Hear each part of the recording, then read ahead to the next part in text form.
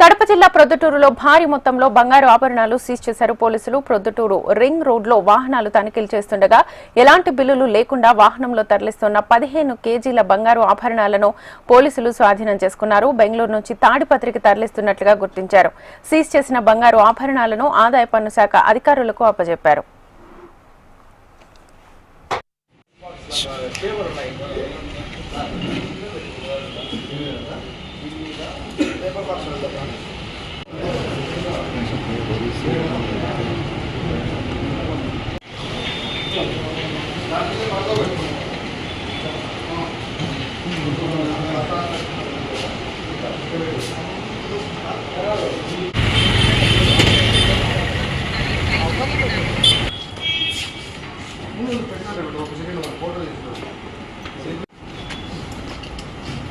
చిన్న చిన్న అంటే మేమే ఏదో చేద్దాం.